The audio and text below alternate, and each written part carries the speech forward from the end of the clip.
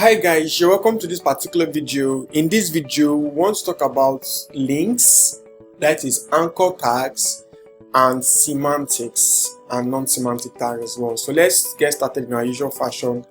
Let's call these links and semantics .html. Alright, cool. And let's call this doc. So just say links and semantics. Alright, keep it like that, and I'll close this. And now you must have been on a website before, on a web page before, whereby you click a particular button or you click a link and it takes you to another page, back and forth. That is what the link tag allows us to do, or what we call the anchor tag.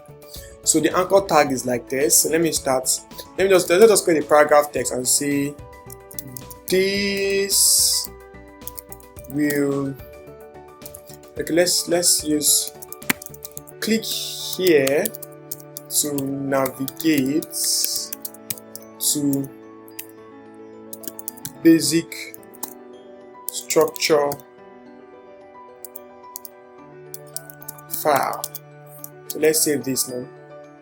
And let's go back to our code, links and semantics, open it with Google Chrome as usual. And now, this is what we have. So what we want to do now is in such a way that once someone click on this click here, it takes them to that basic structure file that we've created, which is this particular one here.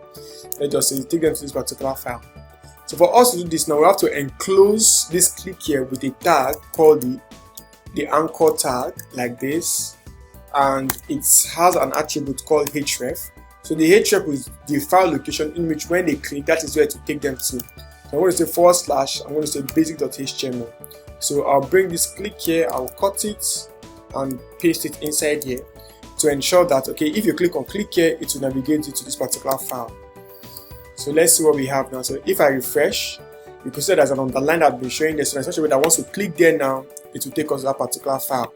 So this is exactly what we want to do to ensure that whenever someone clicks, they can navigate to another file, right? So that is how you work with the anchor tag. So basically this is called the anchor tag, or the href attribute that enables us to make this click event to navigate from one page to another page across website. Now, another thing again that I would love to talk about in this video are what we call the semantics and non-semantic tags, right? So what exactly are semantic tags? Now, semantic tags are tags that actually gives you an idea or meaning to the content that it's going to contain. So we have like a lot of examples of them, right? On their own, they have no structure until we apply CSS to them. So, but I'm just going to list them out so that you guys get to understand, okay, these things actually exist. Now, there's a semantic tag called nav, and most people use this particular tag to create navigations and so on and so forth. There's another semantic tag called header that people use to create like probably the hero section of their document. There is this semantic tag again called section that is also very important, that people use to create like sections and so on and so forth.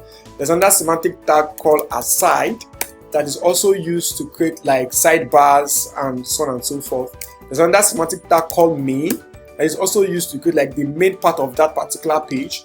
There's another semantic tag called footer that is also used to create like the footer section of this particular page. Now, a lot of all of these particular tags in the HTML actually help us to understand the content that they carry.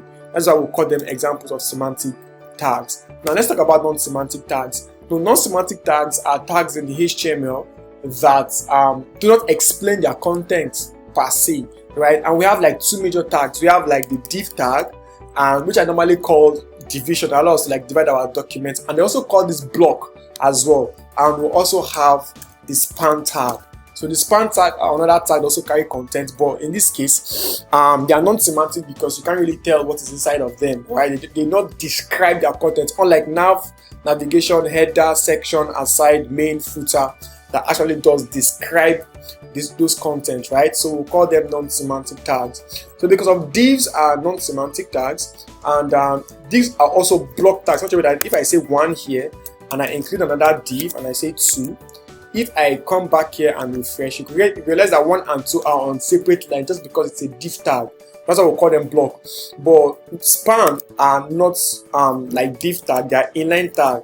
So if I say 1, 2, because of the other 1, 2, they are span, they will come horizontally because they are inline, basically. So that is what you just want to know about semantic and non-semantic tags, and at the same time how to basically connect one page to another page inside of HTML. Thank you for watching this particular video. See you in the next video.